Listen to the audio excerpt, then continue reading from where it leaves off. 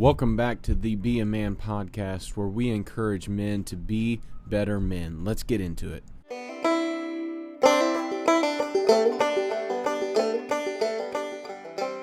Welcome back to the Be a Man podcast. I had a wonderful conversation you're getting ready to hear. I'm glad you have joined us.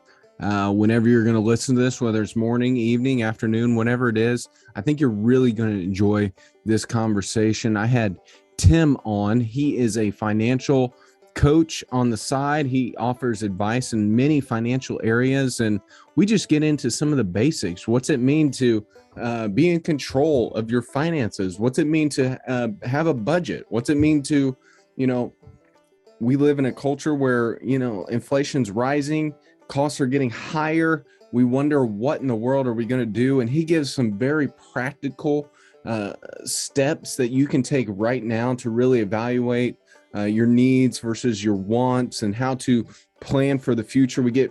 I shoot him some rapid fire questions as well that we just kind of get into, and he addresses several areas, but I think you're really going to enjoy this. He's he knows what he's talking about, and you pick up on that really quick as you listen to it. So I hope you will enjoy it. And, I will drop all these links where you can find them, all those things in the description, but go check that out as well. You can find where to follow me on Instagram, on Twitter.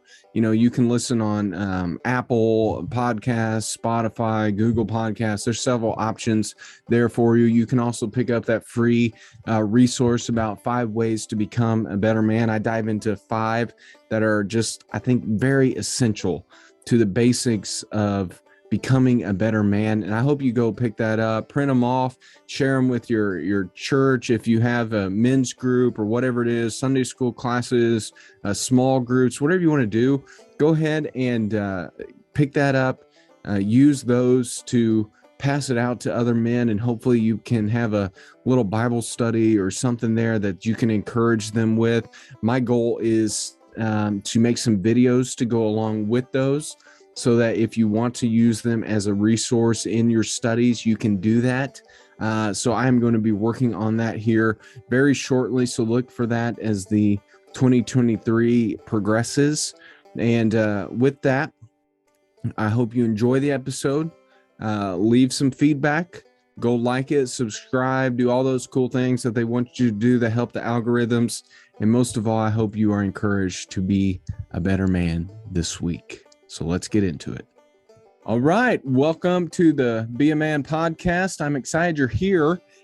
Introduce yourself. Who are you? What do you do? All those sorts of cool things that people want to know. Go for it. Yeah, sounds good. My name's Tim Parker. I live in beautiful northern New York. I'm a husband, dad. I have 4 kids. And I'm a financial coach. It's something I started this year. I also have a full-time job, regular 9 to 5. I work in hydroelectric industry, and that's kind of the quick breakdown. I love the outdoors, fishing, all that stuff. Yeah, that's awesome. We're at Northern New York. So I've been there a few times.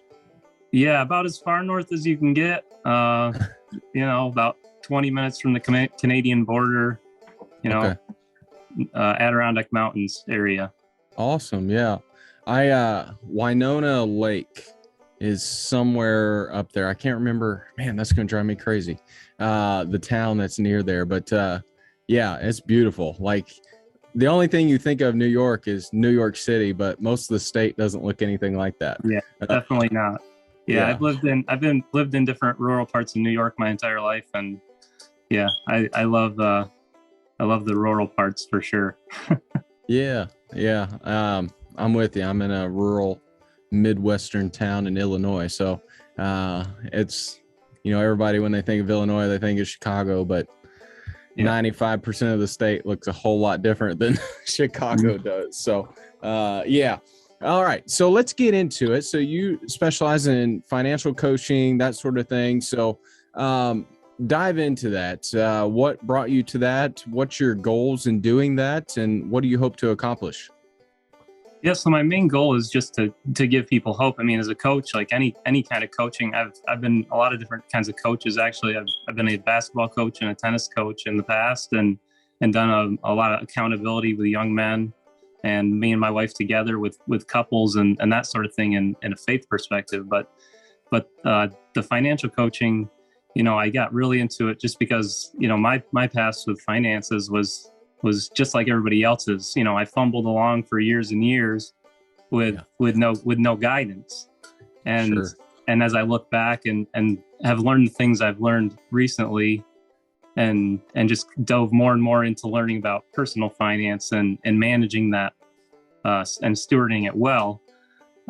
It's just things I wish I would have known, as a newlywed, in my young 20s, and just the things that could have set a better foundation to move along faster. You get into life, and just things go by, and one day you look up, and you've been married for 5-6 years. You've got car loans, you got credit card debt, you've got student loans, and all that stuff, and then you just all of a sudden you're like, oh, what do I do? And you think about Yeah. life without those payments, what that could do for you. And that's just the quick snapshot of that. But my main goal is just to give people hope and insight into things they can do better. It's really about setting small goals and building on those small goals as you achieve them along the way. But having somebody alongside you saying, what's next? Maybe we can try, maybe you should try this. So, have you ever thought about doing it this way, and that kind of thing? And, it's just so powerful to sit down with somebody face to face and have them honestly ask you those questions, but not from a perspective of trying to bring up guilt and talk to you about how you did it wrong, but talk to you about how you can do it right. Sure. Yeah, definitely. So you brought something up there, a couple of things I want to dive into more, but I've got some other things written down here beside me. But Yeah. how does faith and money go together? Yeah. That's a common question. You wouldn't think they do. I've got my work life, I've got my church life, that sort of thing. How do the Yep. two, link together? Yeah, definitely. It's a great question. So quite a number of years ago, I was doing a Proverbs study, and I was pulling out a lot of different stuff. I was doing the study for something else, but I was gathering up everything I could on righteousness. What does a righteous man look like? And I had all these verses together, and I was just pouring through them to see what went together. And the thing you see is there's a couple of those attributes you see in the Proverbs where often they're connected to money. I think of Proverbs 11:25, the generous will prosper, whoever refreshes others will be refreshed. You've got generosity, you've got lazy hands bring poverty, but diligent hands bring wealth. Diligence. And then you got better a poor man who walks in his integrity than the rich whose ways are perverse. You've got integrity. And those are the three in Proverbs that come up in relation to money a lot. Generosity, diligence, maybe stewardship, diligence, you could lump in with that, and then integrity, ethics, and all that stuff. All this, lots of talk about, dishonest gain is fleeting and that kind of thing. So, and you can jump outside of Proverbs and you see each should give, as he has decided in his heart. God loves a cheerful giver. That's generosity and diligence. Do not grow weary in doing what is good. In due season you will reap. I love to apply that verse to every facet of my life. Never to grow weary in doing good. But I think in the diligence of hard work and stewarding finances, I think we need to take it there. Another one on integrity, I love James 5:4. Behold the wages of the laborer who mowed the fields which he kept by his, or the wages of the laborers he kept back, and they're crying out against him. That integrity of a trying to think of the word I want to use, like a boss or an employer who holds back the wages. Just that idea of stewardship and with your money. I think people get caught up on the, verses that talk like, you can't serve both God and money. Better, you can't get a wise, more likely to get a camel through the eye of a needle than a rich man to go to heaven. But, with the flip side of that is I'm not, as a financial coach and thinking about finances a lot, it's not that I'm serving money. It's that I want my money to serve me. Good. God has called us to work hard, earn an income, and use that income to serve our families, serve our church, serve the widows and the needy. Period. God has given it all to us, and He's trusted me to steward it. So, I'm not serving money. I have to flip that around to be intentional and make my money serve me and the purposes that I care about, and to put that through the biblical lens. Yeah, that's really good. I like that a lot. I think people often have there's a confusion. You either go real far on one side or the other. One side is, you shouldn't have much money at all. Money's evil, right. All those types of things. And there's like this, and I think it's kind of popular today that, you get too much, you shouldn't have that much, you should be giving it all away, that sort of thing. But, and there's nothing wrong with giving money away. I think you should. Right. But I also don't think there's anything wrong with working hard. And, there's some people, they're just gifted and they've hit it, their hard work is just paid off, and they have really hit it at the right time, and they have done well for themselves. And in my experience, that's often the most generous givers out there, is those who are like that. But for me, I don't like advertise it a whole lot on here, because I have a lot of different people come on and follow me and that sort of thing. I hope for doors to be open for conversations, but I'm a pastor of a small rural town. All right. What are some things, I've got some people who are struggling, basics, 101 type things. What are some, maybe 2, 3, whatever steps to just kind of get people on the right foot, get them started, get them going in the right direction? Yep. What would you say? Yeah. So, there's a couple that come to mind. Jumping into that, like one of the biggest things you see is people have gone to a place where they're not paying attention anymore to what's happening with their finances. So a lot of the first steps have to do with getting that in order. It's just like when you take over a business and you're trying to figure out, what's not working with this business. You have to know, you got to know the details. And so that's where, the first start is budgeting. Definitely, and, take it right to a marriage relationship. A husband and wife really have to be budgeting together. They got to be sitting down every month. Every month is a new month. Your paychecks may look different. Some, there's always two months of the year where you get 3 paychecks. If you're biweekly, there's always going to be different expenses every month. So a new budget every month before that month starts, where you're giving every dollar a name. You're giving every dollar of your income a job to do. Yeah. That budget is a big one right off the bat. Knowing those monthly expenses, dialing those into to know, like, have a range of, we're going to spend this much on groceries within, $20 or something like that. You need to know that, and you need to understand what your budget can handle on that. So the budget is really the big one for people trying to get things under control. Knowing your debts and how much those minimum payments are, because that's a big one where there's people out there who they've lost track of all their debts. They have 6, 7, 8 credit cards that all have different interest rates. And the thing you got to watch for on those is sometimes those minimum payments just pay the interest. And so that means you're never bringing that balance down at all. And that's really scary, because you look up 2 years later and you got a few $1,000s owed than you actually spent at the time. Yeah.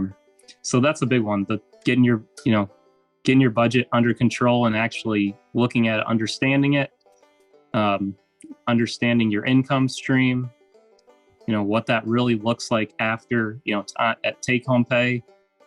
People know like, oh, I make 80 a year or whatever, but they can't tell you, how much that is in the month that they actually take home after taxes and whatever else gets taken out there. Sure. So, the budget, the income, and the debts, and knowing those things like intimately, like you Yeah. you get asked, what's your balance on that credit card and what's your monthly payment, and like, Yeah. if somebody asks you out of the blue, which nobody ever does, and that's why this happens, is somebody comes up to you and says, oh, how much do you spend on gas every month? And I know because I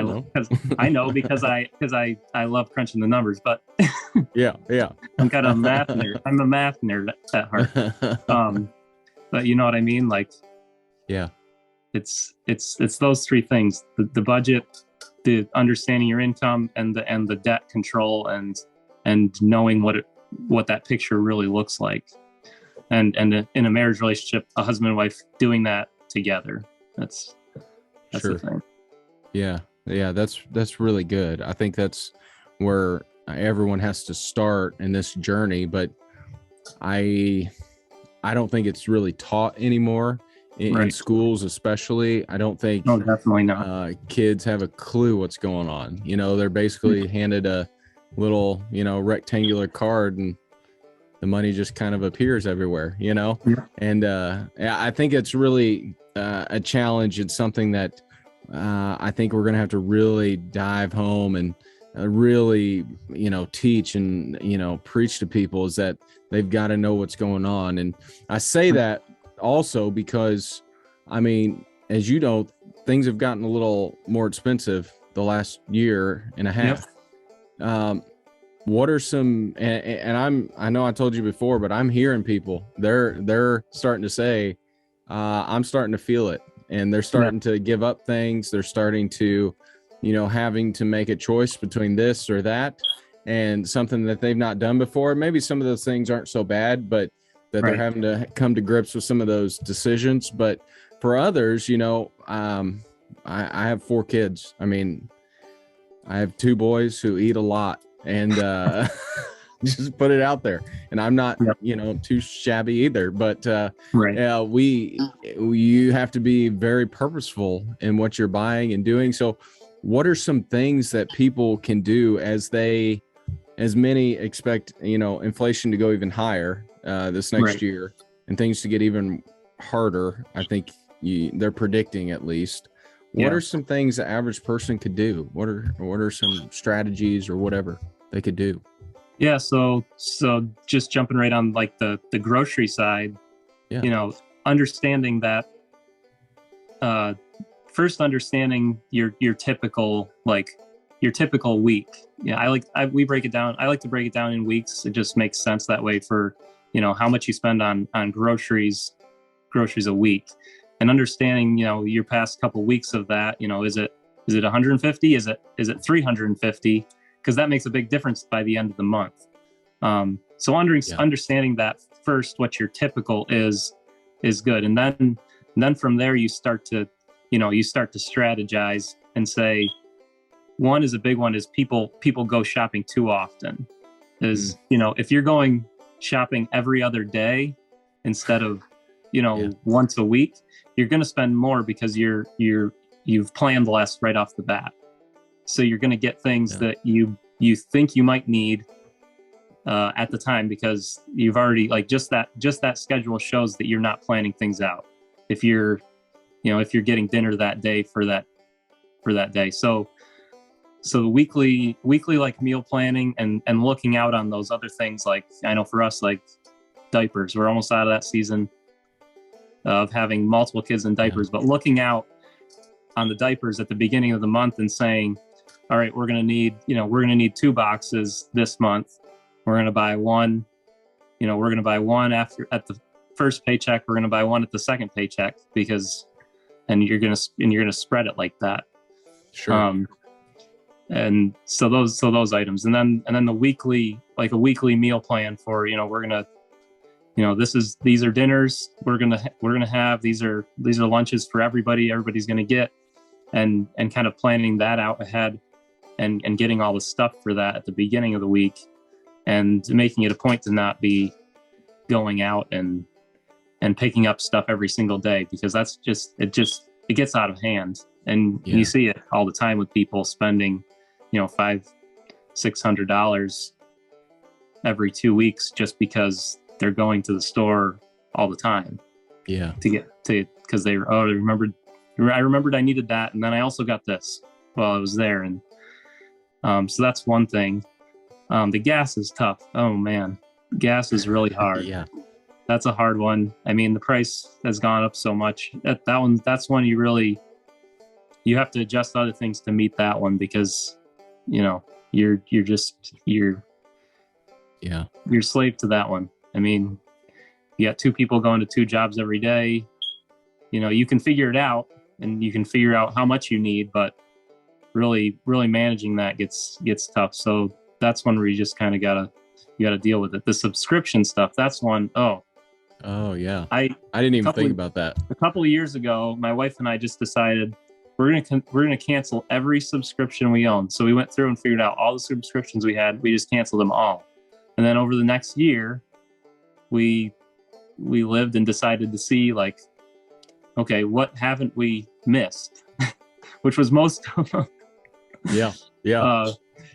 And you think about, you got 2 or 3, 4 streaming services. You got Spotify, you got Amazon Prime. By the time you add up all those, I mean, that's probably $60-$70 a month just in that stuff. And it's auto. You signed up, auto pay every month. It comes out. Most people don't know when it comes out, so it's just gone. And it sneaks past your budget because you're not thinking about it. And reclaiming that an extra $20 from those subscriptions, well, that's gas for a week. Sure. Right there. So that's one in the budget that I really pick on. Eating out at restaurants, super expensive. People don't set a maximum on how much they're going to do that every month. By the time you add up coffee and those couple nights where, you just decided to grab it on the way home or whatever, you could have a couple $100 in restaurant meals, where that could go, 2 weeks of groceries there. Yeah, that's definitely, I hear you on that one. I mean, that's one that we had to make that hard decision on too, because kids love going out, but it's like a once every other week type thing. I mean, with 4 kids, I mean, even McDonald's, I mean, you're good to be under 50. I mean, you're doing a good job. Yeah. I mean, and that just doesn't happen that much. So I think a lot of this, when I hear you talk about a lot of these things, the word that keeps coming back in my mind is discipline. Like having the discipline in these things. And I wonder if you'd speak to that too, but I think that is probably one of the keys to all of this. Am I right? Oh yeah, definitely. I mean, we can go back to it biblically, but all those things we talked about biblically, the stewardship, the diligence, the integrity, those are pointing to something bigger, and it's stewardship. You're talking about stewarding what you have, what you've worked for, what the Lord has given you, however you want to look at it. But it's about stewardship, and part of stewardship becomes you're thinking about something bigger than yourself at that point. And with that comes a discipline to do what you have to do. And it's really discipline and intentionality of, we're gonna live like this. We have to live like this right now. And, maybe we can better this in the future. And it's a lot just people living above their means. I mean, people spend more than they earn. And they don't have the discipline to not. Yeah. I hear you. Yeah, I think that's really good points. I think this is really helpful, going to be really helpful, because I think even the subscriptions thing, I just don't think people think about it. Like, Right. part of the reason is because of what you said there, was that it just kind of auto pays, you don't have to really think about it. It's just there when I go every month because it just auto renews. So Yep. I think there's things like that people, but that's also the discipline part, where it's going to be hard, but Yeah. it's not Hard. impossible. You know what I Right. mean? And I think what I've started to see is people are starting to try different avenues to kind of bring in some extra income and side hustles and that sort of thing. I don't know if you have any like input on that, or ideas for people, or just kind of like, maybe they want to bring in some more income. They're not exactly sure how, but Right. maybe there's some side hustle things that won't take a lot from them, but something they could kind of do just to kind of get their, bring in just a little extra. Yeah. I mean, there's so much stuff out there now, and the job market has been super hot for people who want to make more. I mean, you're seeing places like, department stores like Target and some other places. I've seen, $17 to $20 an hour for stuff like that. Just your average, walk on. Yeah. I've seen, we have a local gas station, a New York regional gas station here. They're looking at, 50, 60,000 for, assistant managers at a gas station. Wow. I mean, that's good. That's good money for somebody who's been making, minimum wage or a little bit better. But the side hustle stuff, there's a lot of stuff out there. Most of it's geared towards more urban areas, like the Instacart, even people overlook the like still delivering pizzas. I mean, you can get out, deliver pizzas for a local place. I mean, delivery is huge now from, recent events and, tips and other stuff. If you pick up, $150 in a night or something like that, even $100 in a night of a few hours of work, like that's something towards your goals, whatever they are at the time. And you do that a couple nights a week, and, you do that 2-3 nights a week, $300. You play that out a couple weeks of the month, you're looking at $600-800 extra that month. Yeah. That's huge.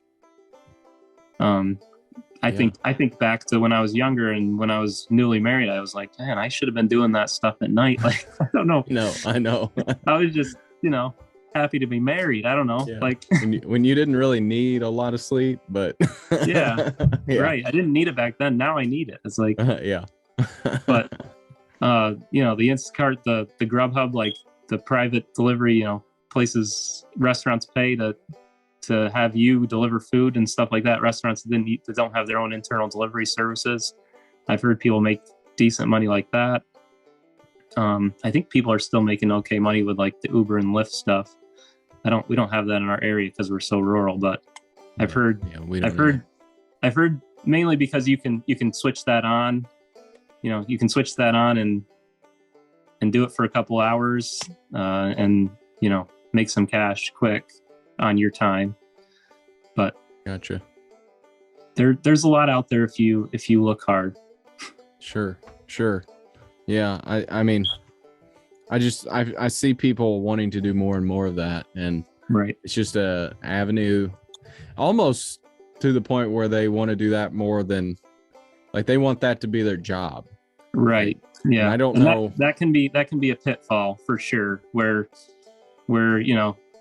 they're thinking that they like the flexibility of that and the non-permanency of it. And I think it's just kind of a culture thing. Because it's really not made to be a permanent fix. You're never going to generate. You're very capped by your time and the rates you're getting in those things. Where when you do it on the side, it's this extra boost and it feels really good. But when you're trying to grind at it and do it full time, it's not really there, and it lacks all those things that you really need, like the health, like the benefits aspects that you can get if you get into a more, like a salary position or, commercial. So. Sure. Yeah, that makes sense. I think, yeah, it's a weird dynamic we have going on in our culture right now and I don't know if it will continue or not.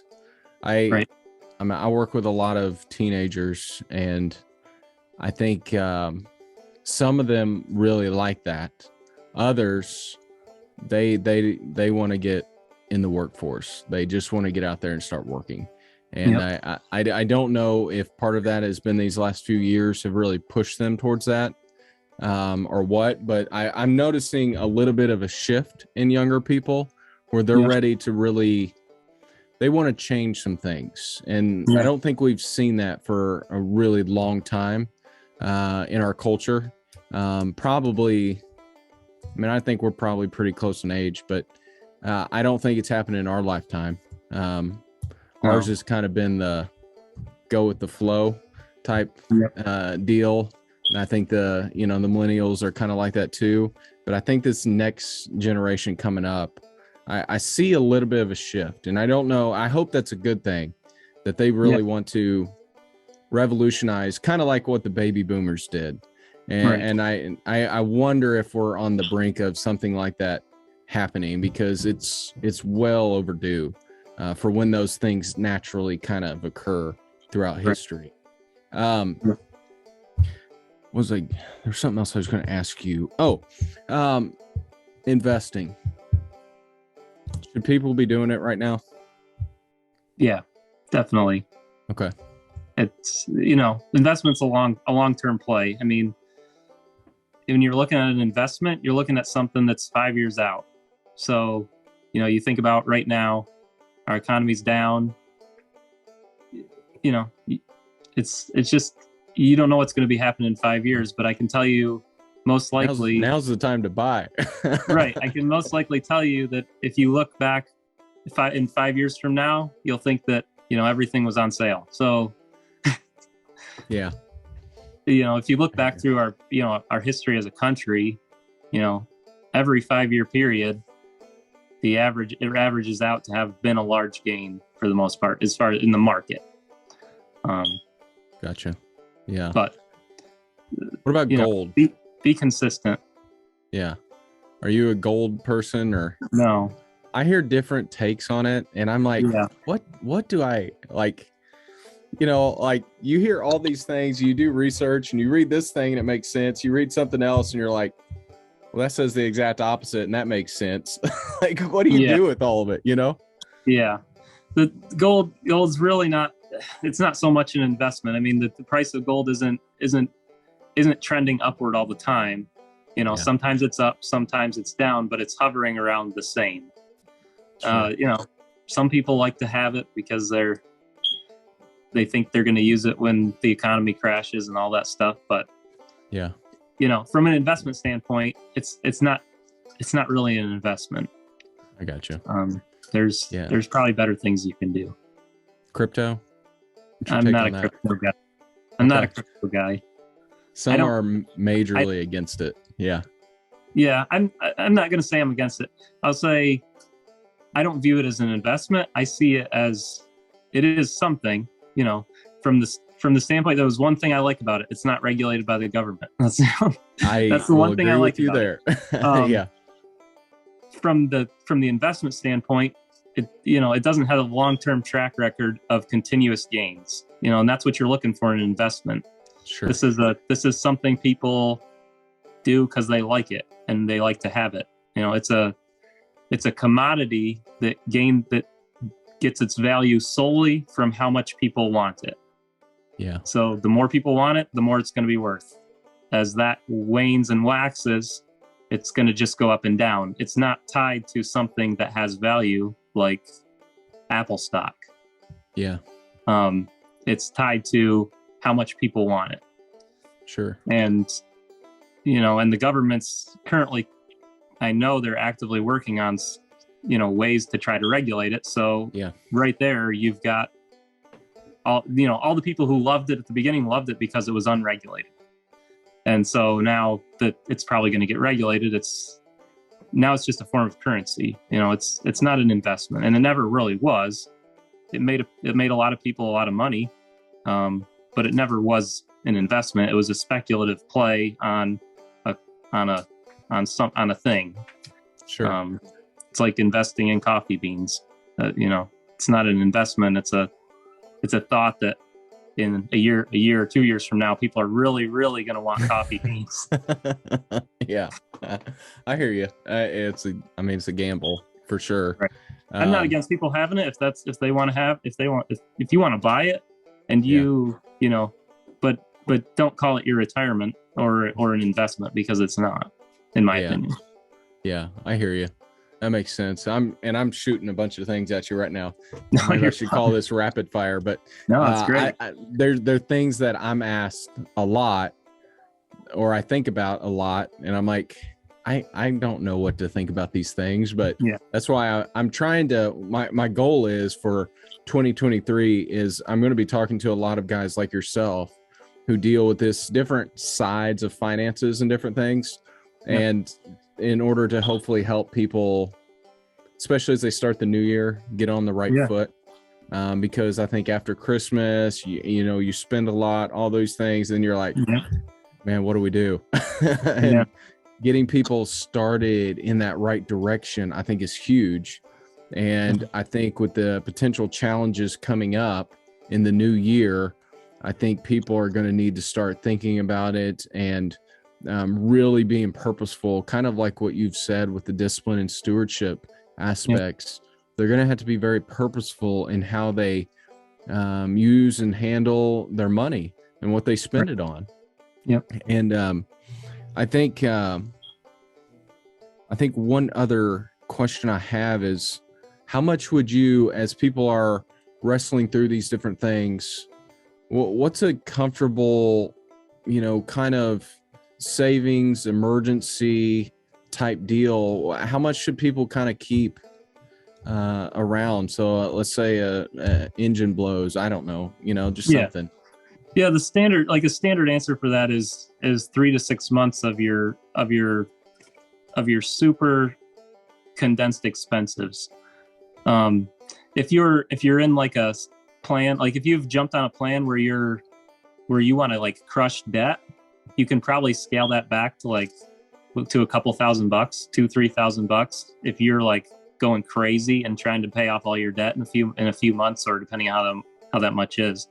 In a year, you can scale that back and go like crazy bare bones. Sure. And have a couple $1,000 stashed for those real emergencies. But for somebody who's, typical, most people, don't have a ton of debt, a good emergency fund's 3 to 6 months of expenses. And that's your housing, your utilities, your food, and transportation. So those are like your 4 things you really need to survive.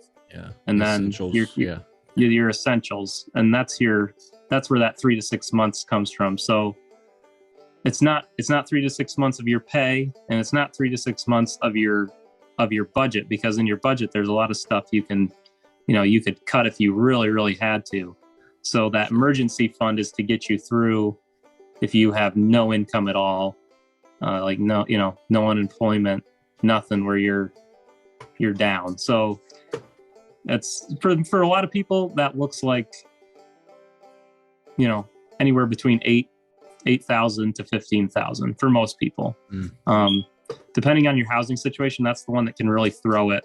If you've got, super high rent or super high mortgage, that's the one that can throw it up into that $20,000 range.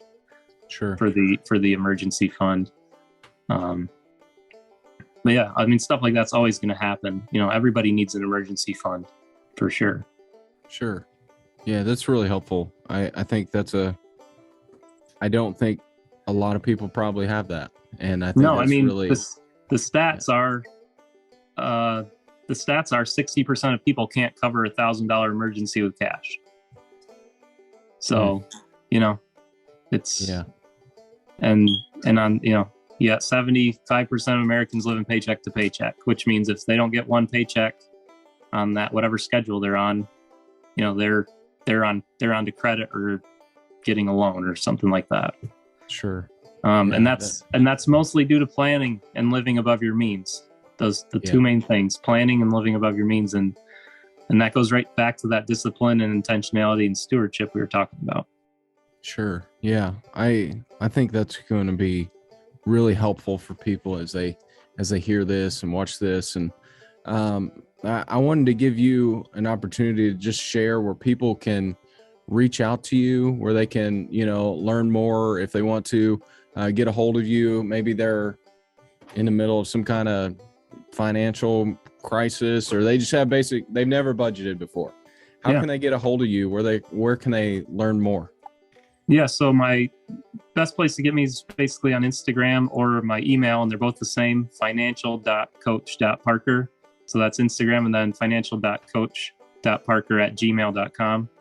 And, you know, those are the best places to get me. Just, you know, they can shoot me an email or drop me a message. And yeah, I love talking to people about this stuff. You know, some people are really in an emergency situation and they need help right away. Some people, you know, just need to figure out the basics, and, you know, they're going to be okay. They need somebody to give them that light at the end of the tunnel that they can get to where they want to go. And that's most people, is they just, you know, they need hope. They need hope that they can get to where they want to go. And a lot of times the problem is they're not sure where they should be going, where they want to go. Yeah. Yeah. And part of that, I really think, is just pure ignorance these days. I just think there's a lot of people that have no idea how to do a budget. They don't even know what that word is, because they've never been taught, and they never had to do that. And they never learned how to do that. And I think that's a really good point you just made there about hope at the end of the tunnels. I just think people get so far into these things that it's hard to, you know, when you're sinking in water, it's hard to see the light sometimes, hard to get your head above. And I think a lot of people are sinking. And I think things like this, if nothing else, people are going to be encouraged that there is some light at the end of the tunnel. You know what I mean?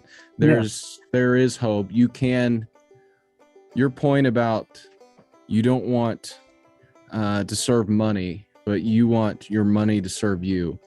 Yeah, I think that's huge.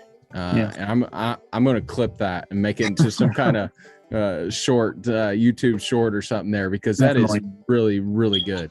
I think if people can really grasp that, they will be filled with hope, and maybe at the end of it, experience some type of joy too, from just something like this. And man, I really appreciate you coming on. I really appreciate you sharing these, you know, even though I'm shooting at you some things, but I think they're really, really important. They're common questions people have.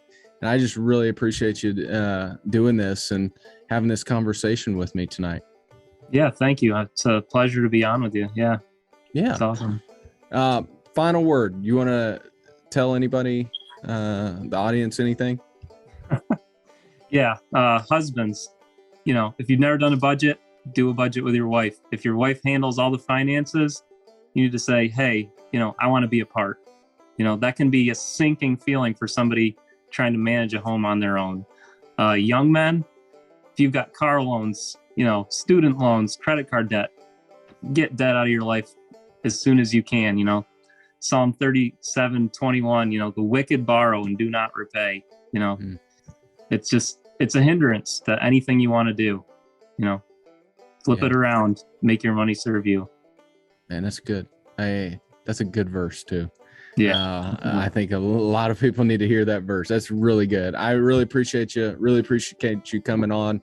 And I hope we can have some future conversations about these things. Yeah, that'd be great. All right.